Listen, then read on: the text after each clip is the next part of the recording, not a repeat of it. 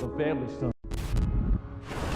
As Resident Evil 7 draws to a close and Ethan ponders the crazy day he just had, a helicopter hovers above him and mercenaries drop to the ground to rescue him. One of the mercenaries removes his mask and approaches Ethan, saying the following shocking line of dialogue.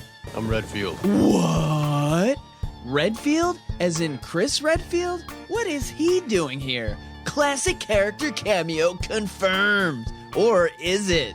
As Ethan is loaded into the chopper and they begin to fly away, the camera pans out, showing that this chopper has a familiar looking logo with the words Umbrella printed on the side. Chris Redfield and Umbrella together? Now I'm confused. Was that really him? So many thoughts and theories are going through my head, and now battling it out with Rihanna lyrics. Let's deal with some of this confusion and take a look at this Redfield character to try to determine who he might actually be in the aftermath of Resident Evil 7. Conventional thought is that this is the classic Resident Evil character Chris Redfield. Why? Because the credits say he is Chris Redfield, and this is a Resident Evil game. Case closed. Not so fast. Is this the real Chris Redfield?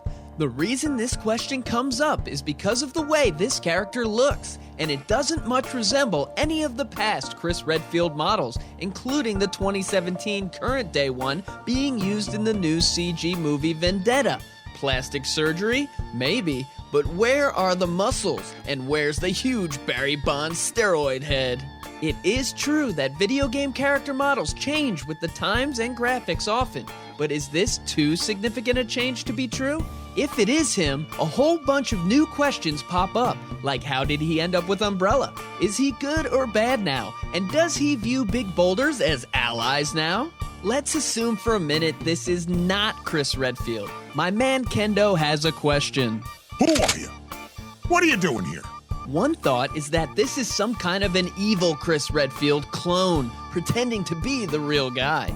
This option was made viable in one of the worst moments of Resident Evil 6, but would they use this soap opera storytelling crutch again? Happy birthday, Chris Redfield?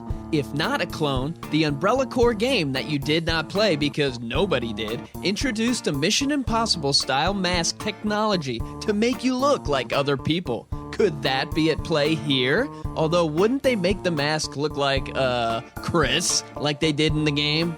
Your leading online theory right now is that this is actually a faceless mercenary named Hunk, pretending to be Redfield. Because when Resident Evil is mentioned online, it is a requirement for somebody to bring up Hunk.